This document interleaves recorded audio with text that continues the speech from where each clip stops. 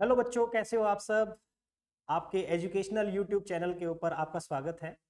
आज हम Bernoulli theorem पढ़ने वाले हैं 11th क्लास का। अगर हम बहुत मोस्ट इंपॉर्टेंट टॉपिक्स का जिक्र करें तो ये टॉपिक अछूता नहीं है। सो वेल, जो बर्नौली थ्योरम है या बर्नौली प्रिंसिपल है वो क्या है, इस पे हम आज डिस्कशन करने वाले हैं।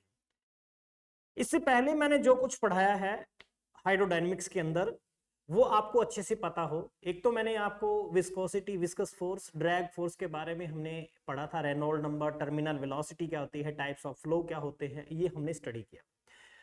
सो बर्नौली थ्योरम को समझें उससे पहले बहुत ही इंपॉर्टेंट टॉपिक के ऊपर हम जाने जा रहे हैं। तो वो टॉपिक है continuity equation. Continuity equation. Continuity equation का क्या मतलब है बेटा, इसके बारे में समझते हैं सबसे पहले। तो देखो, कंटिन्यूटी इक्वेशन का मतलब आपने कई बार नोटिस किया हो कि जैसे हम पानी वानी छिड़कते हैं, जैसे पाइप से पानी भर के हम पाइप जो है चलाते हैं तो आगे से उसको पिचका देते हैं थोड़ा।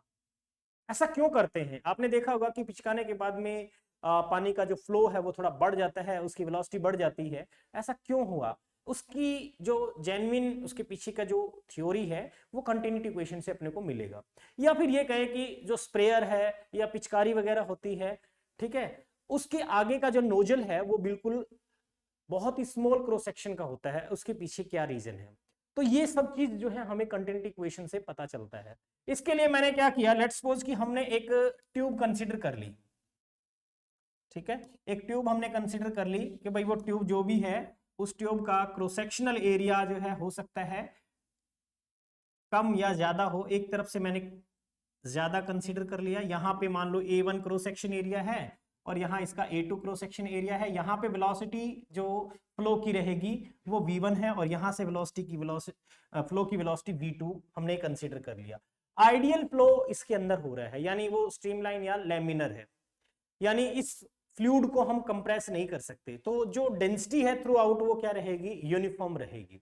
ये चीज दिमाग में रखना। इसके अंदर जो भी फ्लो है वो कैसा है, एक आइडियल फ्लो है स्ट्रीमलाइंस में, या फिर हमने कहा कि लैमिनर फ्लो है। ओके, अब आती है बात कि इसके अंदर जो फ्लो कर रहा है या फिर जो फ्लूइड फ्लो कर रहा है, जितना मास पर सेकंड यहां से एंटर करेगा उतना ही मास पर सेकंड एग्जिट भी करेगा। और कंटिन्यूटी इक्वेशन सिंपली ये कहती है कि जैसे जितना मास, मैंने कहा कि एंटर करेगा उतना ही मास एग्जिट करेगा, तो मैंने कहा mass entered is equals to mass exit. जितना मास एंटर करेगा उतना ही मास एग्जिट भी करेगा पर सेकंड। तो वेल, मास को हम क्या लिखते हैं, वॉल्यूम इनटू डेंसिटी। हम क्या लिखते हैं, वॉल्यूम इनटू डेंसिटी। तो मैं इसको वॉल्यूम इनटू डेंसिटी लिख लेता हूं। लेकिन यहां पे वॉल्यूम पर सेकंड है, ध्यान रहे, वी यहां पे वॉल्यूम पर सेकंड है, क्योंकि मास नहीं कहा मैंने। मास जो है यहां पे मास एंटर्ड, ये मास पर सेकंड और यहां पे मास पर सेकंड, यानी एक्चुअल में हम सिंपली मास ना लेकर के मास पर सेकंड का डिस्कशन कर रहे हैं विद रिस्पेक्ट टू टाइम। तो यहां पे भी उतना ही वॉल्यूम और डेंसिटी, क्योंकि मैंने कहा वॉल्यूम इंटू डेंसिटी ही क्या होता है, डेंसिटी सेम रहती है। अब वॉल्यूम क्या होगा, यहां का वॉल्यूम कितना है, A1V1 पर सेकंड। अगर बात करें तो वॉल्यूम पर सेकंड A1V1 होता है। अब आप सोचोगे ये कैसे है बेटा, वॉल्यूम को हम क्या लिखते हैं, एरिया इंटू लेंथ, और अगर पर टाइम है इसमें भी पर टाइम, तो L/T को हम क्या लिख सकते हैं, वेलोसिटी लिख सकते हैं। तो यहां पे मैंने वॉल्यूम ना लिख करके मैंने कहा कि V को मैंने रिप्रेजेंट किया है वॉल्यूम पर सेकंड के लिए। सो यहां A1V1 इंटू रो और यहां पे आएगा A2V2 इंटू रो। सो डेंसिटी मैंने कहा कि अगर आइडियल फ्लो है तो इसको कंप्रेस नहीं किया जा सकता, कंप्रेसिबिलिटी इसकी जीरो है।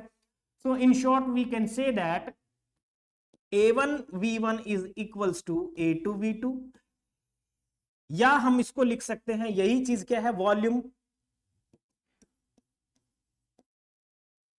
पर सेकंड। ये क्या चीज है बेटा, वॉल्यूम पर सेकंड। जो वॉल्यूम पर सेकंड एंटर कर रहा है उतना ही वॉल्यूम ऑफ फ्लूइड पर सेकंड एग्जिट आउट भी हो रहा है। ठीक है, तो ये फॉर्मूला आप इसको और ये भी लिख सकते हो कि A into V is a constant, और सिंपली यू में write it as V is reciprocal of area of cross section of the tube. इसका मतलब क्या हुआ, जितना ज्यादा एरिया ऑफ क्रॉस सेक्शन होगा वेलोसिटी उतनी ही कम हो जाएगी। यानी जिस ट्यूब का क्रॉस सेक्शनल एरिया आप कम कर रहे हो पिच का करके, उस टाइम पे वेलोसिटी क्या कर देते हो आप, इंक्रीज कर देते हो। रेसिप्रोकल है वेलोसिटी और area of cross section. So continuity equation या इसको, इस फॉर्मूले को हम यूज करते हैं खास करके नोजल हो गया, पिचकारी हो गया, सिरिंज हो गया, इन सब के अंदर हम इस फॉर्मूले का कंसेप्ट यूज करते हैं। यानी velocity is just reciprocal the area of cross section. Higher the cross sectional area the lower will be velocity. ठीक है, और यहां से हम एक और रिलेशन लिख सकते हैं कि भाई A2 by A1 is equals to V1 by V2। ठीक है, ये भी बना सकते हो आप। तो ये है कंटिन्यूटी इक्वेशन। समझ आ गया है अच्छे से? चलो अब हम अपने बर्नौली थ्योरम की तरफ बढ़ते हैं। बहुत इंपॉर्टेंट थ्योरम है। उस थ्योरम को समझने के लिए सबसे पहले हम फ्लूइड की कौन कौन सी तरह की एनर्जी होती है इसके बारे में बात करते हैं बेटा।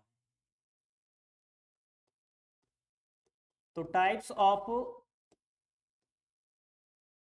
एनर्जी ऑफ फ्लूइड, कोई भी फ्लूइड है हमारे पास, उसके पास कौन कौन सी एनर्जी हो सकती है। सबसे पहले तो देखो, प्रेशर की वजह से ही ट्यूब में फ्लो होगा। मतलब एक एंड पे जो भी प्रेशर है, दूसरे एंड पे कुछ प्रेशर हो, there must be a pressure difference between the two cross section, तभी जो है फ्लूइड फ्लो करेगा। अब फ्लूइड फ्लो करेगा तो यहां प्रेशर की वजह से भी कोई ना कोई एनर्जी है, जिसको हम क्या बोलेंगे, प्रेशर एनर्जी। क्या बोलेंगे, प्रेशर एनर्जी।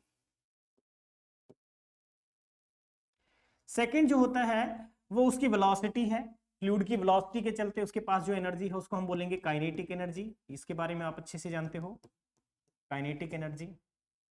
और थर्ड वन है हमारे पास जिसको हम बोलते हैं पोटेंशियल एनर्जी। यानी ट्यूब की कुछ हाइट होगी तो डेफिनेटली फ्लूइड की कुछ पोटेंशियल एनर्जी भी बनती होगी। तो ये तीन तरह की एनर्जी मेनली होती है। प्रेशर एनर्जी प्रेशर डिफरेंस के चलते होती है। यानी हमें पता है वर्क डन हमने पढ़ा है P delta V, P dV। V यहां पे मैंने क्या लिया है, वॉल्यूम है, चेंज इन वॉल्यूम। तो P dV हम लिखते हैं, तो प्रेशर की वजह से जो एनर्जी है उसको हम ये लिख सकते हैं। और अगर मैंने ये लिखा P dV कह दो या PV लिख सकते हो आप इसको PV। ठीक है, और अगर हम इसको सिंपली चेंज करें, पर यूनिट वॉल्यूम कहें, यानी वर्क डन पर यूनिट वॉल्यूम लिखें बेटा, तो फिर क्या बनेगा, यानी वर्क डन या प्रेशर एनर्जी। इसको आप वर्क डन लिख रहे हो, यही चीज क्या है, pressure energy per unit volume. Pressure energy per unit volume ये भी कह सकते हैं। सो इसको हम लिखेंगे तो इसको पर यूनिट वॉल्यूम करेंगे तो pressure energy per unit volume क्या बन जाएगा, उसको आप E पर V, pressure energy per unit volume कितना बनेगा, P के बराबर, प्रेशर के बराबर ही आ जाएगी। तो ये प्रेशर एनर्जी है। काइनेटिक एनर्जी आप सबको पता है क्या होता है। काइनेटिक एनर्जी को कैसे लिखते हैं, हाफ mv²। अगर इसको मैं kinetic energy per unit volume बोलूं तो, kinetic energy per unit volume, तो ये बनेगा half m/v into small v²। Small v यहाँ पे फ्लूइड का फ्लो है, रेट है, उसका वेलोसिटी है, और v क्या है, वॉल्यूम है। सो मास अपॉन वॉल्यूम हम क्या लिख सकते हैं, half rho into v²। Mass upon volume density हो जाएगा फ्लूइड का।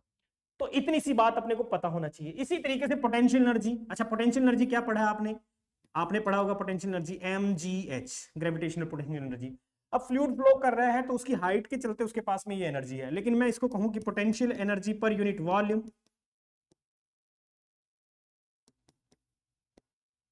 Potential energy per unit volume. तो potential energy per unit volume यानी इसको मैं डिवाइड बाय वॉल्यूम करूंगा तो ये क्या आएगा मेरे पास, m/V जी एच या फिर रो जी एच। तो ये potential energy per unit volume हुआ। सो हर एक तरह की एनर्जी को मैंने यहां पे एक्सप्लेन किया, और उम्मीद करता हूं इतनी सी तो बात समझ में भी आ गई होगी। ये टाइप्स ऑफ फ्लूइड है। अब आती है बात जो बर्नौली थ्योरम है, जो इसी तीन तरह की एनर्जी के इंपॉर्टेंस पे टिकी हुई है। तो बात करते हैं बर्नौली थ्योरम है क्या। बर्नौली थ्योरम, बहुत इंपॉर्टेंट थ्योरम है। सबसे पहले इसकी स्टेटमेंट की बात करते हैं बेटा। क्या चीज स्टेटमेंट? स्टेटमेंट क्या है? किसी भी फ्लूइड की जो टोटल एनर्जी है, टोटल एनर्जी, आइडियल फ्लूइड की बात करेंगे हम यहाँ पे, क्योंकि ये जो थ्योरम है टोटली आइडियल फ्लूइड को कंसीडर करके किया गया है। इसकी लिमिटेशन आप कह सकते हो, क्योंकि फ्लूइड जो है एग्जैक्टली आइडियल जरूरी नहीं होगा। तो मैंने कहा कि total energy of any ideal fluid per unit volume is always constant. अब पर यूनिट वॉल्यूम कह दो, पर यूनिट मास कह दो, ठीक है, वो हमेशा क्या रहेगा? कांस्टेंट रहेगा। तो मैंने जो अभी बात बोली है उसी चीज को हम थोड़ा सा लिख लेते हैं तो ज्यादा क्लियर हो जाएगा। Total energy of any ideal fluid, total energy of any ideal fluid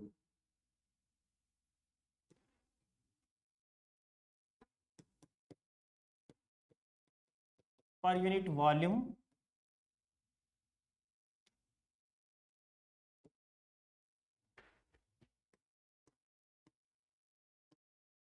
is always constant. मतलब टोटल एनर्जी जो होती है, अब टोटल एनर्जी में कौन कौन सी एनर्जी आएगी? प्रेशर एनर्जी, काइनेटिक एनर्जी और potential energy per unit volume जो है, ठीक है। टोटल एनर्जी या ये कहें कि उन तीनों एनर्जी का सम जो है पर यूनिट वॉल्यूम अगर आप देखोगे तो हमेशा एक कांस्टेंट होगा। सो आइडियली इसने क्या बोला है उसको हम समझ लेते हैं। पर यूनिट वॉल्यूम यानी एक तो pressure energy,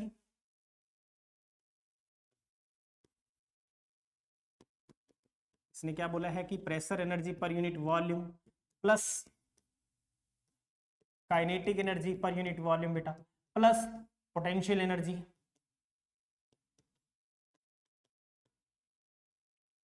per unit volume, ये हमेशा क्या है? एक कांस्टेंट होगा। ये बर्नौली थ्योरम की स्टेटमेंट है। लेकिन मैंने आपको कहा कि इसकी लिमिटेशन भी है। इस थ्योरम की जितनी इंपॉर्टेंस है तो कुछ लिमिटेशंस भी हैं। सबसे पहली लिमिटेशन तो यही बन जाती है कि सिर्फ आइडियल फ्लो के लिए है, आइडियल फ्लूइड के लिए है। ये पहली लिमिटेशन है।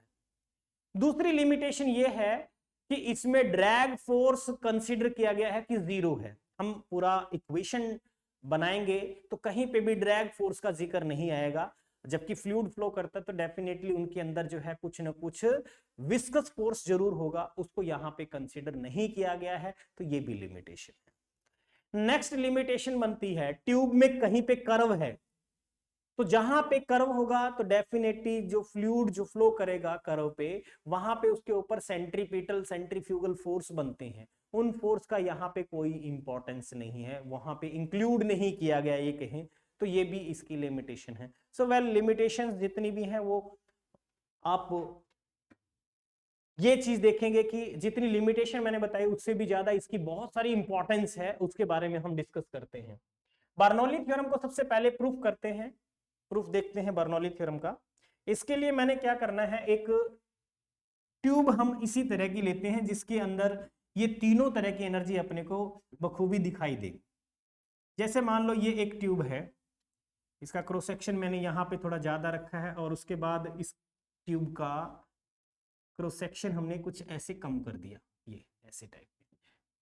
इसको मैंने आइडियली ग्राउंड से कुछ हाइट पे लिया है और वो हाइट है कितनी?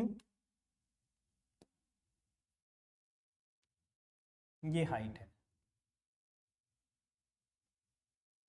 ठीक है, ये हाइट है h1 और यहां हाइट चेंज हो गई h2। और क्रॉस सेक्शनल एरिया भी बेटा यहां पे हमने क्या रखा है? अलग अलग रखा है। यहां से जो फ्लूइड एंटर कर रहा है उसकी वेलोसिटी मैंने v1 कहा, इसका area of cross section a1, और यहां से जो वेलोसिटी फ्लूइड की मिल रही है वो v2 है और यहां area of cross section a2 है। आइडियली यहां से जो फ्लूइड फ्लो कर रहा है, फ्लूइड की जो डायरेक्शन है वो इधर से इधर की तरफ है, इसमें जो फ्लो करेगा फ्लूइड। और हमने कहा कि वो एक आइडियल फ्लो है। कैसा फ्लो है? आइडियल फ्लो, मतलब स्ट्रीमलाइन या लैमिनर फ्लो होगा, स्ट्रीमलाइन या लैमिनर फ्लो होगा। यहां का प्रेशर मैंने कहा P1 है और यहां जो प्रेशर बन जाएगा उसको हम कहेंगे P2। और डेफिनेटली ये याद रखिए कि P1 is greater than P2, तभी तो फ्लूइड का फ्लो जो है इधर से इधर की तरफ होगा। हमेशा हाई प्रेशर से लो प्रेशर की तरफ फ्लूइड का फ्लो होता है। तो इतनी बात समझ में आ गई होगी। अब हम बात करने जा रहे हैं नेक्स्ट। इसी तरीके से मैं यहां पे सबसे पहले टोटल जो एनर्जी है उनके बारे में डिस्कशन करेंगे। एक तो देखो प्रेशर डिफरेंस के चलते कुछ वर्क डन हो रहा होगा, प्रेशर डिफरेंस के चलते वर्क डन हो रहा होगा, that work done can also be written as, देखो यहां पे मैंने कहा वॉल्यूम पर सेकंड, आपको एक चीज कंटिन्यूटी इक्वेशन से पता चला, वॉल्यूम पर सेकंड जिसको हम बोलते हैं, या सिंपली आप v से रिप्रेजेंट कर लीजिए, वो a1 v1 के इक्वल होता है, a इंटू v1, ठीक है। अब मैंने कहा कि प्रेशर डिफरेंस के चलते जो वर्क डन है, work done due to pressure difference, तो बेटा प्रेशर डिफरेंस के चलते जो वर्क डन होगा, दैट वर्क डन, इसको भी वर्क डन पर सेकंड लेंगे बेटा, work done per second due to pressure difference, and that will be equals to W, और U में राइट, W को मैंने वर्क डन पर सेकंड बोला है, तो यहां पे मैंने लिखा क्या कि P1V माइनस P2V। अच्छा V क्यों लिखा है, जैसे मैंने कहा था कि जितना वॉल्यूम पर सेकंड एंटर करेगा उतना ही वॉल्यूम पर सेकंड एग्जिट आउट भी होगा, ये हमने पहले ही पढ़ लिया कंटिन्यूटी इक्वेशन के अंदर। मैंने ये कहा था कि मास पर सेकंड जितना एंटर कर रहा है ट्यूब में उतना ही मास पर सेकंड एग्जिट भी होगा, तो यहां पे वही लॉजिक मैंने लगाया है, तो वॉल्यूम सेम है, वॉल्यूम क्या है, सेम है। इसी तरीके से मैंने कहा कि काइनेटिक एनर्जी जो बनेगी, जो नेट काइनेटिक एनर्जी बनेगी, यहां पे मैंने कहा एरिया ऑफ क्रॉस सेक्शन ज्यादा है तो वेलोसिटी कम होगी, यहां एरिया ऑफ क्रॉस सेक्शन कम है तो वेलोसिटी ज्यादा होगी, तो यहां की काइनेटिक एनर्जी भी ज्यादा होगी भाई ना। तो हमने कहा कि change in kinetic energy, change in kinetic energy per second, that will be equals to, मैंने लिखा half m into v2 square minus half m1 v1 लिख सकते हो आप चाहो तो, ठीक है। और इसको मैंने लिखा m1 v1 सेम है, मास पर सेकंड जितना एंटर करेगा उतना ही मास पर सेकंड एग्जिट भी होगा, ये हमने पढ़ लिया था, v1 स्क्वायर ये। इसी तरीके से चेंज इन पोटेंशियल एनर्जी भी बताइए शाबाश कितनी बनेगी, तो मैंने कहा कि चेंज इन पोटेंशियल एनर्जी जो होगा, change in potential energy per second जो होगा, वहां पे हाइट ज्यादा है तो डेफिनेटली वहां का पोटेंशियल एनर्जी ज्यादा होगा, यानी mgh2 माइनस mgh1 बेटा, ठीक है। और डेफिनेटली आप बहुत अच्छे से पढ़ चुके हो वर्क पावर एनर्जी के अंदर, जो वर्क एनर्जी थ्योरम क्या कहती है कि जितना वर्क डन होता है वो sum of change in kinetic energy and potential energy के बराबर होता है, यानी that means we can say that according to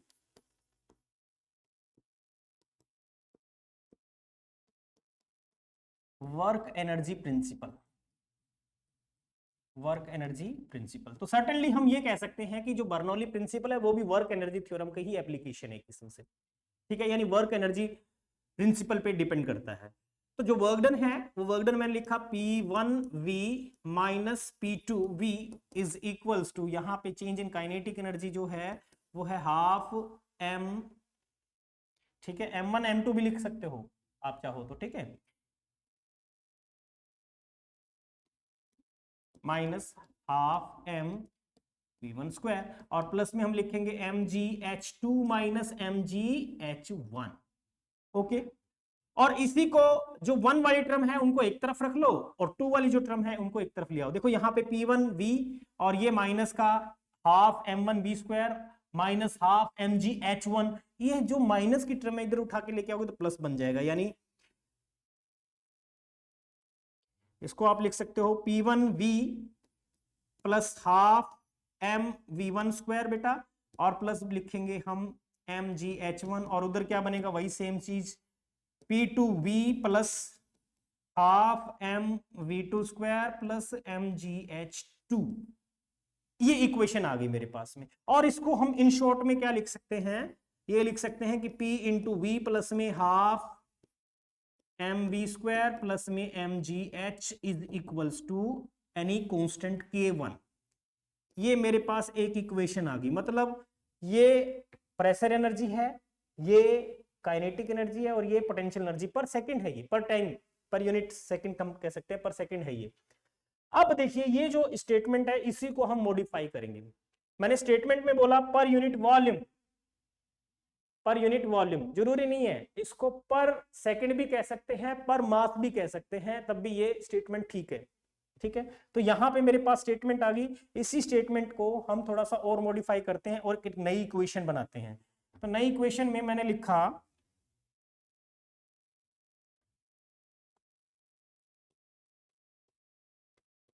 dividing both side by capital we, volume we से मैंने डिवाइड कर दिया, तो स्टेटमेंट में जो है पी वी, पी रह जाएगा plus half M V square, V one square या वी स्क्वायर कह दो, डिवाइड बाय कैपिटल वी यहाँ वॉल्यूम है, प्लस में एम जी एच था बेटा यहाँ पे, और अपने पास डिवाइड में हमने कहा वी, यहाँ पे भी K one divide by V, another constant मैंने लिख दिया के टू। सो वेल ये इक्वेशन क्या बन गई, P plus half m upon v यानी density of fluid v square, plus में rho g h and another constant K2, और मेरे पास एक और साफ सुंदर इक्वेशन आ गई। ठीक है, ये सेकंड इक्वेशन होगी, इसको आप फर्स्ट इक्वेशन बोल दो, ये भी बर्नौली की इक्वेशन बन गई और ये भी बर्नौली की इक्वेशन बन गई। अब मैं नेक्स्ट में क्या करता हूं, लेट्स सपोज दोनों तरफ मैं डिवाइड कर देता हूं रो से, डिवाइडिंग बोथ साइड्स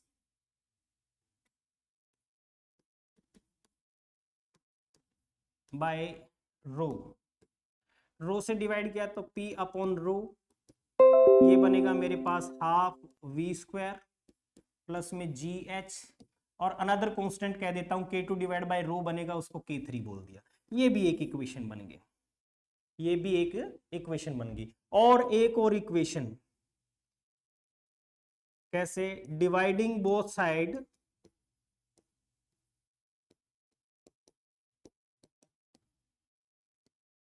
बाय, इसको G से और डिवाइड कर देते हैं दोनों तरफ, G से डिवाइड करेंगे, थर्ड इक्वेशन थी हमारी, इस थर्ड इक्वेशन को मैंने G से डिवाइड किया तो बेटा बनेगा P अपॉन रो इंटू जी, प्लस में वी स्क्वायर अपॉन 2z, और प्लस हमने कहा कि h रह गया, और यहां अनदर कांस्टेंट जो भी है K4 बन जाएगा, K3 डिवाइड बाय G करूंगा तो ये मेरे पास एक और इक्वेशन आ गई निकल के। अब इस इक्वेशन के अंदर हर एक टर्म का एक खास नाम है, उस नाम के बारे में भी हम समझ लेते हैं क्या क्या नाम है। देखो जो यहां पे मेरे पास आई है term P upon rho into g, इसको हम बोलते हैं प्रेशर हेड। क्या बोलेंगे बेटा, प्रेशर हेड। और नेक्स्ट इक्वेशन है मेरे पास V upon twice of g, ये है वेलोसिटी हेड, इसको क्या बोलेंगे, वेलोसिटी हेड बेटा। और थर्ड है मेरे पास में H इज इक्वल्स टू, इसको हम बोलेंगे gravitational head, gravitational head. So in general हम बर्नौली थ्योरम के अंदर ये भी स्टेटमेंट दे सकते हैं, sum of pressure head, velocity head and gravitational head is always constant. अब जब भी उसने बोला होगा प्रेशर हेड इतना है, तो दिमाग में सेट करके रखना है कि P अपॉन रो जी की वैल्यू उसने दे रखी है। वेलोसिटी हेड अगर उसने दिया है तो that means v square by 2z दे रखा है। तो न्यूमेरिकल में ऐसी टर्म्स अगर मिले तो ये ध्यान रखना। फॉर हॉरिजॉन्टल पाइप,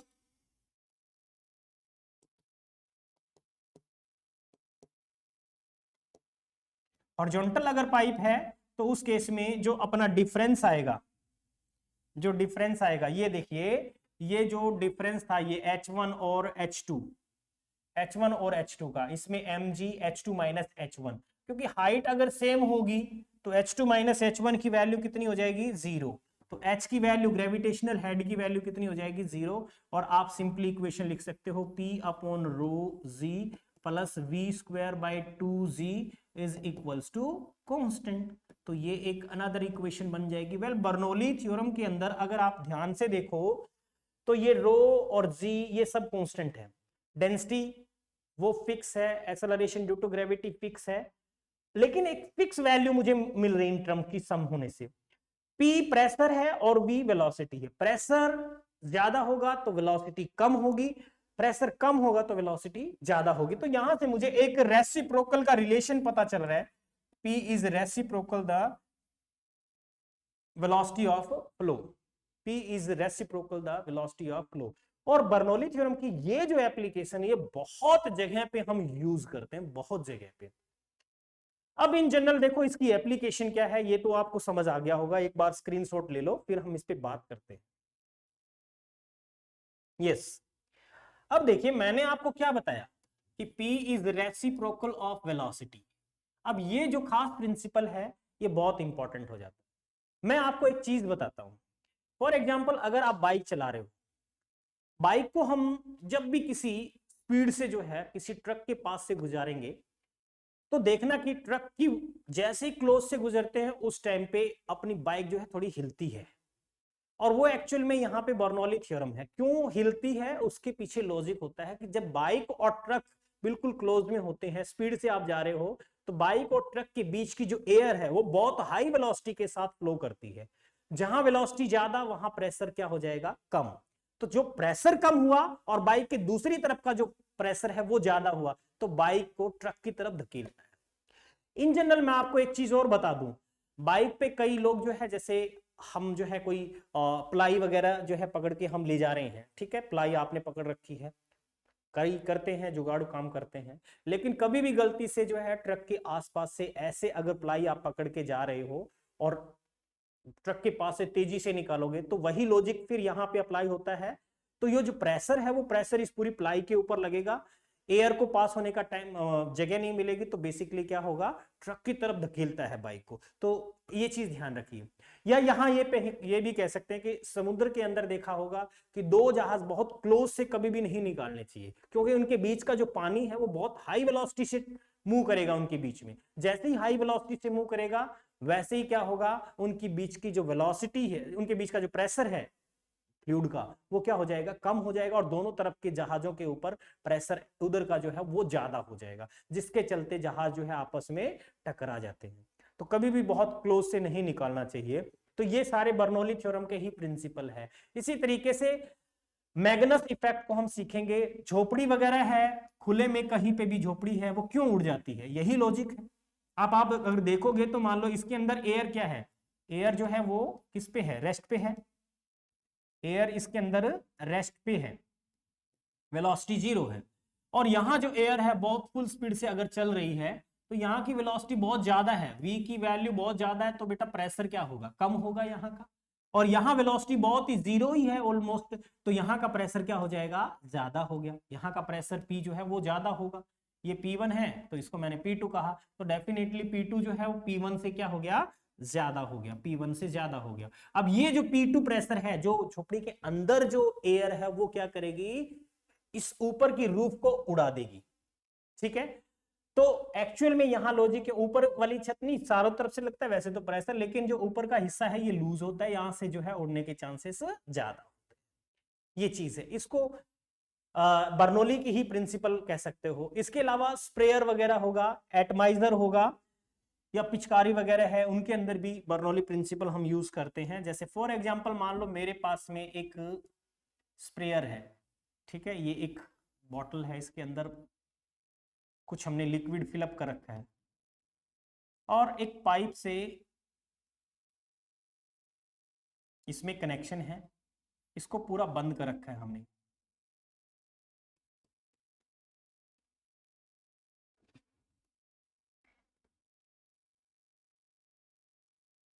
यहां से अगर आप एक पिस्टन की हेल्प से, ये एक पिस्टन है,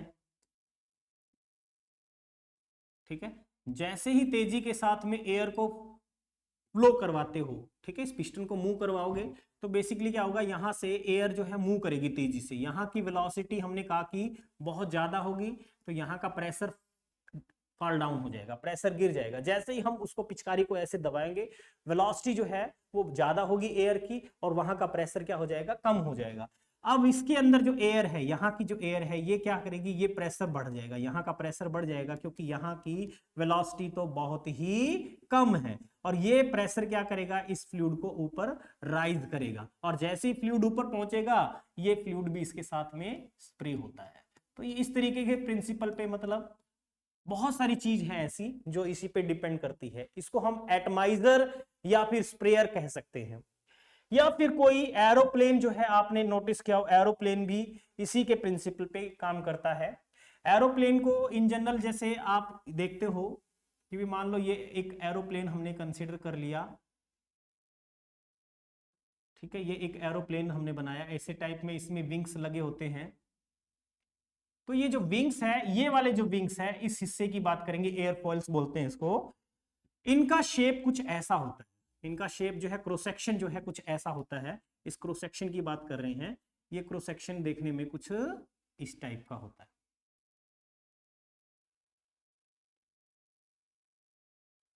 इस टाइप का क्रॉस सेक्शन हमने बना रखा है। और मान लो एयर ब्लो कर रही है, एयर ब्लो कर रही है, स्ट्रीमलाइंस आ रही है एयर की, और इस तरीके से इसके ऊपर से मूव करेगी ऐसे स्ट्रीमलाइंस में।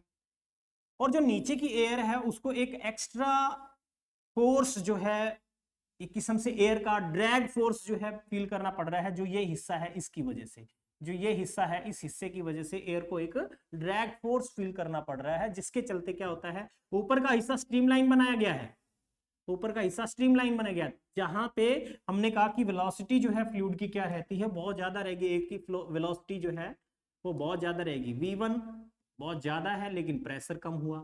और यहां पे वेलोसिटी क्या की गई, v2 डिक्रीज की गई, जानबूझ के डिक्रीज की गई, ताकि यहां का प्रेशर जो है वो क्या हो, ज्यादा हो। अब जैसे ही ये आगे की तरफ बढ़ता है v वेलोसिटी से, एरोप्लेन आगे की तरफ जाता है, ये v वेलोसिटी से आगे की तरफ मूव करता है, उससे क्या होगा, जो ऊपर की जो प्रेशर है वो डिक्रीज हुआ, क्योंकि एयर की वेलोसिटी ऊपर बहुत ज्यादा होगी स्ट्रीमलाइन स्ट्रक्चर के चलते, ठीक है। और ऊपर की वेलोसिटी ज्यादा है तो प्रेशर डाउन हुआ, यहां प्रेशर ज्यादा है, ये इसको क्या करेगा, लिफ्ट ऑफ करता है, ऊपर की तरफ उठाता है। ठीक है, समझ आ गई। यानी स्ट्रीमलाइन स्ट्रक्चर जो बनाई जाती है, गाड़ी की स्ट्रीमलाइन स्ट्रक्चर बनाई जाती है ताकि बहुत हाई स्पीड से चीरती हुई चली जाए। यहां पे भी स्ट्रीमलाइन स्ट्रक्चर इसके आगे तैयार की जाती है, लेकिन साथ में बर्नौली प्रिंसिपल का भी ध्यान में रखा जाता है, अदरवाइज जो है लिफ्ट ऑफ करनी शुरू हो जाती है। गाड़ी है, कार है, इनका मॉडल डिजाइन करते हुए भी बर्नौली थ्योरम को बहुत इंपॉर्टेंस दी जाती है, क्योंकि अगर वहां पे हमने इंपॉर्टेंस उसको नहीं दी तो याद रखिए कार को हम खास करके इस तरीके से स्ट्रीमलाइन बनाते जरूर हैं ताकि उसकी स्पीड बहुत ज्यादा हो, लेकिन अगर स्ट्रीमलाइन स्ट्रक्चर के साथ में नीचे का हिस्सा कुछ ऐसा है कि जिसकी वजह से एयर को एक नीचे से जो एयर पास करेगी उसको ये कह सकते हैं कि ड्रैग फोर्स फील करे, या ड्रैग फोर्स बहुत सारा उसको ऑफर होता हो, तो ऐसे में वहां नीचे का जो प्रेशर है वो बढ़ जाएगा और वो आगे से उठेगी, ठीक है, जिसके चलते उठने से कई बार जो है हवा में ही गोते खाने शुरू कर देती है। यानी वो लॉजिक जो है एक्चुअल में यहाँ पे बर्नौली प्रिंसिपल का ही है। ठीक है, ये चीज समझ में आ गई। अब ऐसे ही हम एक जनरल सा प्रिंसिपल जो है ये लगा के भी देखते हैं, प्रैक्टिकली आप करके देख सकते हो। मेरे पास में एक कागज है, देखो ये कागज है, ठीक है, ये कागज है, ये अभी आप देख रहे हो, बिल्कुल मैंने कहा कि ऐसे पकड़ रखा है और ये नीचे की तरफ झुका हुआ है, ठीक है। अब मैं जैसे ही ऊपर इसकी हवा पास करूंगा, बहुत तेजी के साथ हवा पास करूंगा, तो होगा क्या, प्रेशर जो है ऊपर इस कागज के ठीक ऊपर हिस्से में प्रेशर क्या हो जाएगा, डिक्रीज हो जाएगा, और नीचे एयर की जो वेलोसिटी है वो बहुत कम है या फिर रेस्ट में है एयर, यहां का प्रेशर जो हो जाएगा ज्यादा, ये ऊपर की तरफ उठेगा। ये आप घर पे भी करके देख सकते हो। देखिए हुआ, फिर दोबारा से करके देखते हैं। मैंने सिर्फ ऊपर के हिस्से में हवा को तेजी से फूका है और नीचे की जो एयर है वो रेस्ट में है, तो वहां का प्रेशर क्या हो जाता है, ज्यादा, ठीक है। फिर से देखिए, तो ये एक्चुअल में बर्नौली प्रिंसिपल की वजह से ही ऐसा हो रहा है, ठीक है। तो ये आप खुद भी प्रैक्टिकली करके देख सकते हो। तो बर्नौली थ्योरम की बहुत सारी इंपॉर्टेंस है। मैग्नस इफेक्ट आता है इसके अलावा एक, मैग्नस इफेक्ट। मैग्नस इफेक्ट में क्या होता है, जैसे आपने एक बॉल को स्विंग करके छोड़ दिया, ठीक है, घुमा के छोड़ दिया, अब ये बॉल जो है मान लो इस डायरेक्शन में रोटेट कर रही है। अब इससे होगा क्या कि जो स्ट्रीम लाइंस है एयर की स्ट्रीम लाइंस है, मान लो ये इधर की तरफ जा रही है बॉल, और स्ट्रीम लाइंस भी ये स्ट्रीम लाइंस है जो इसके चारों तरफ है, ठीक है, यहां पे भी होंगी स्ट्रीम लाइंस। लेकिन अब इंपॉर्टेंस देखना ध्यान से, यहां पे क्या हुआ कि जैसे ही ये वेलोसिटी इस डायरेक्शन में, यहां पे वेलोसिटी v1, प्रेशर मैंने कहा p1, और यहां वेलोसिटी v2 और प्रेशर कहा p2। अब यहाँ तो बॉल की जो वेलोसिटी है वो उसी डायरेक्शन में है जिस डायरेक्शन में एयर फ्लो कर रही है, तो एयर की वेलोसिटी को v को क्या करेगा, इंक्रीज करेगा। लेकिन यहाँ पे इस बॉल की रोटेशन एयर की वेलोसिटी के अपोजिट है, इससे क्या होगा, एयर की वेलोसिटी डिक्रीज होगी, v2 डिक्रीज होगा, लेकिन p2 इंक्रीज हो जाएगा, यहाँ का p1 डिक्रीज हो जाएगा वेलोसिटी के जस्ट रेसिप्रोकल। अब इसकी वजह से p2 ज्यादा हुआ, p2 ग्रेटर देन p1 हुआ, तो ये p2 क्या करेगा, इसको ऊपर की तरफ रेज करेगा और ये आगे की तरफ जा रहा है, तो इस तरीके से ये इस डायरेक्शन में टर्न कर जाएगा किसी सर्टेन एंगल के ऊपर। तो ये हवा के अंदर ही स्विंग कर गई, जैसे वॉलीबॉल वगैरह के अंदर आपने नोटिस किया, तो मैग्नस इफेक्ट बोलते हैं इसको, ठीक है, मैग्नस इफेक्ट। इसके अलावा आता है एक वेंचुरी मीटर, ठीक है, इसके अलावा आता है एक वेंचुरी मीटर, लेकिन वेंचुरी मीटर को हम बर्नौली थ्योरम का प्रिंसिपल बोलते हैं, वेंचुरी मीटर को हम अलग से डिस्कस करेंगे। तो आज हमने सिर्फ और सिर्फ बर्नौली थ्योरम और कंटिन्यूटी इक्वेशन और एनर्जी जो है फ्लूइड की कौन सी होती है वो डिस्कस किया। होप कि आपको बहुत अच्छे से समझ में आ गया होगा, ठीक है, और बहुत डिटेल में मैंने आपको सारी चीज पढ़ा दी। इसके क्वेश्चंस जरूर लगा के देखिए, थोड़ा कॉन्फिडेंस आएगा, और साथ ही साथ जिन्होंने पीछे के लेक्चर नहीं देखे तो पीछे के प्रीवियस लेक्चर जरूर देखिए। इसी उम्मीद के साथ बने रहिए एग्जाम हट टीम के साथ। थैंक यू, जय हिंद।